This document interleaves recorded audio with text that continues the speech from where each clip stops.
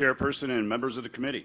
Thank you, Chairperson LaPointe, Republican spokesperson Hammond, for the opportunity to testify in strong opposition to I need you to state your name for the record, sorry. Tim Egan, the president and CEO of the new Roseland Community Hospital. That was actually my next line. We're on the far south side of Chicago. I'm here on behalf of the Association of Safety Net Community Hospitals, which care for Illinois' most vulnerable residents. Patients who are overwhelmingly low income, uninsured, or underinsured, and primarily from minority communities that already face significant health disparities. I want to recognize Allison Nickrent, Deputy Chief of Staff at the Illinois Department of Public Health, whom we had the pleasure of meeting with a couple of weeks ago on this issue. She has always been wonderful to work with, and we deeply appreciate her guidance and collaboration on matters affecting the state's safety net hospitals. Safety net hospitals, by definition, serve patient populations that are more than 50% Medicaid. In reality, most of our hospitals are 80 to 90% Medicaid, with little to no commercial insurance. We are already hanging by a thread financially. At the same time, we are more than hospitals. We are economic anchors. In many of Chicago's poorest neighborhoods, safety net hospitals are among the largest employers and one of the few stable institutions left. HB 5239 is part of a broader effort known as the Moonshot Initiative, an effort driven by outside for-profit consultants with no real connection to Chicago's safety net communities. And from where we stand, this is not a moonshot to improve care.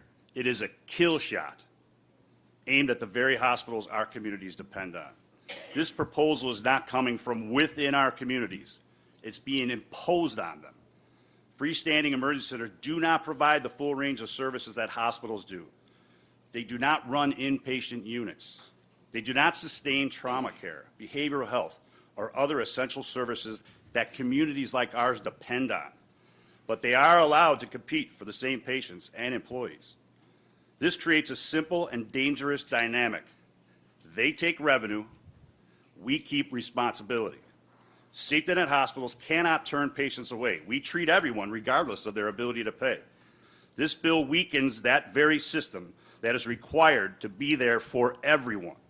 Freestanding emergency centers are not a neutral addition to the healthcare system. They are a step toward replacing full-service hospitals with limited profit-driven alternatives. They pull away the limited revenue hospitals like ours depend on without taking on the cost of comprehensive care. Over time, that imbalance forces hospitals to cut services, reduce staff, and eventually close. This is how hospital closures happen, not all at once, piece by piece.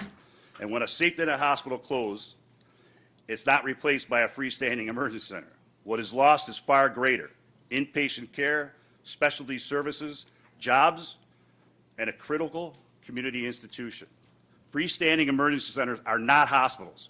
When patients arise with serious conditions, heart attacks, strokes, trauma, they often need to be transferred. That means delays in care. Patients do not understand these limitations. They see emergency, they expect a full-service hospital. This bill creates a two-tiered system, one that looks like emergency care and one that actually is. In critical moments, that difference matters. Freestanding emergency centers are often backed by private investors. Their goal is not to serve the most vulnerable, it is to generate returns. This model prioritizes profit over patients and weakens the hospitals that communities rely on every day. If the goal is to improve access to care, the answer is not to introduce a model that drains the safety net. The answer is to strengthen it. Invest in safety net hospitals, strengthen Medicaid, expand community-based care, support the institutions that are already serving these communities every day. HB 5239 will not improve access to care. It will accelerate the loss of it. It will weaken safety net hospitals, put more at risk of closure, and leave vulnerable communities with fewer options, not more. On behalf of Roseland Community Hospital, the Association of Safety Net Community Hospitals, I urge you to reject this bill. Say no to the moonshot. Our communities cannot afford to lose the hospitals they depend on. Thank you. Thank you, Mr. Egan. Before we get to questions, I'm just going to take a little privilege here and point out, as I was listening to both. I couldn't help but think that what we really need is more primary care in these communities to keep people from having to go to emergency rooms. And I wish that the department was more focused on that than this. First question is for Representative Ness. Thank you, Chair. And that gives a little bit of a flavor to my thinking as well. I was thinking this sounds like an acute, urgent care kind of setting. My concern is that a consumer is not going to know the difference. You see the word emergency, you think that that's an emergency room connected to a hospital system. And where I understand where this might be, might have a geographic need perhaps in places where, you know, hospitals have closed. We know that, especially in rural communities, there might be a need for something like this. I still think it's something different and not this. And I want to end my comment by saying that we had an issue in my district with a for-profit ambulatory center that went in across the street from a safety net hospital, which, you know, many of us fought hard to not have it go right there, but they strategically placed it right there because they could make a profit there, right? And if we're going to uphold or hold up our safety net hospitals and put the burden on you as you expressed, then I think we need to help protect that as well by looking at some of these policies that do not cross over or remove from what you're already doing. So I do share some concerns about this. I know it's coming back. I don't want to belabor the point, but I wanted to put those points on the record. Thank you. Thank you. Leader Hammond. Thank you, Madam Chair. So I would echo the previous comments that were just made, and also to encourage the department to focus on the primary care needs in our communities. I've quite frankly, I don't understand why this bill is needed if that's our end goal.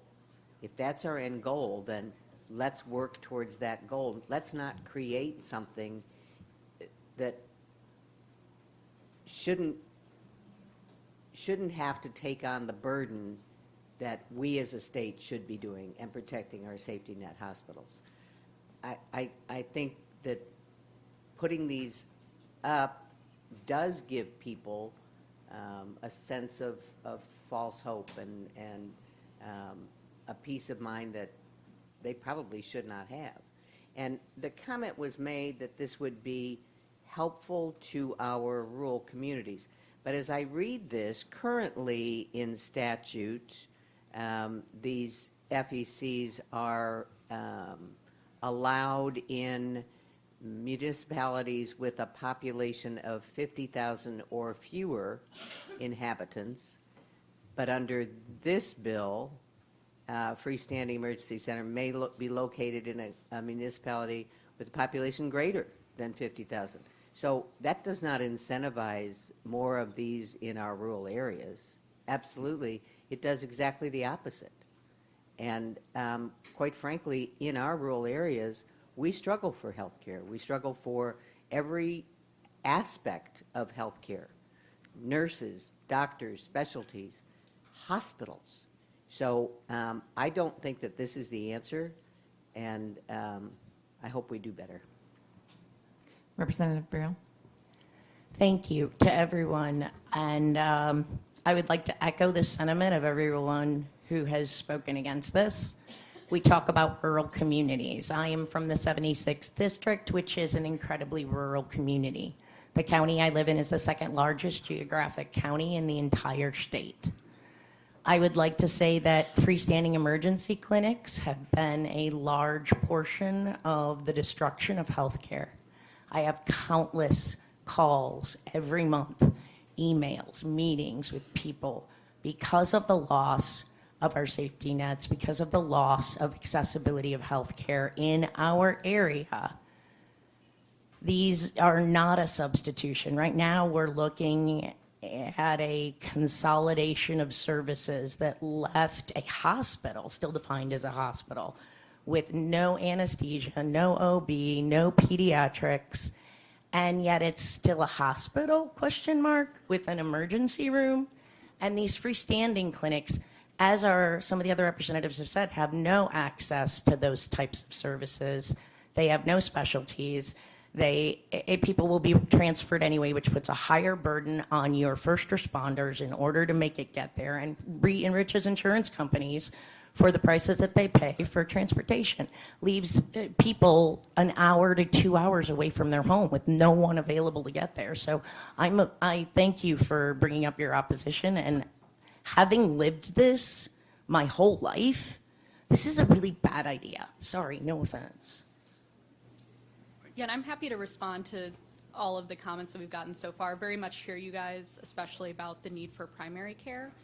So very much message received, and that is something we're working on at IDPH. So I'll work on getting some information and sharing it out with members of the committee about that. I do want to clarify that there are only currently 5 FECs in the state. So I don't want these to be conflated with what we all consider, urgent cares, right? Some of those private companies where you can walk in. So they're different because freestanding emergency centers do have to be affiliated with a hospital, and that's for purposes of transfer, right? For that 10% that does need to be admitted, those are admitted to that partner hospital. So just want to say we still hear your concerns. I just wanted to make that clarification as well. Chairperson, could I put a fine point on this? Oh, Chair, sorry. Very briefly. I think the horse done been beat, so. Well, if I could put a fine point on this, Roseland Community Hospital is one of the last hospitals on the south side of Chicago with an OB department. We've held on to that with our fingernails. It is a very expensive unit to run, but I'll tell you why, because I thought it was morally reprehensible to shut down our OB department during COVID like some hospitals did, because babies were still being born. But I'm not just talking about a pregnant mom. I'm talking about the 15-year-old girl who's been prostituted and strung out on heroin and dropped off by her pimp at our emergency department after her waters broke. You do that at a freestanding emergency center that doesn't have maternal fetal medicine experts, that doesn't have neonatologists. Not only you got a dead baby, you got a dead teenager. I see no reason why this gets out of this committee, and I'm begging you to vote no. Representative LaPointe. Okay, so we've heard a lot on the record. We have a witness begging everyone to vote no, and you've made a really good case. Just for clarity, I'm here leading this bill temporarily on behalf of a colleague who asked me to do it. We have 20 bills in this committee today. We don't want to be here till 1 o'clock. So I'm going to make the decision to pull this bill from the record. Thank you. Thank you. And what's the other one we're doing? We're doing one more bill? You... Okay. LaPointe, back in the chair.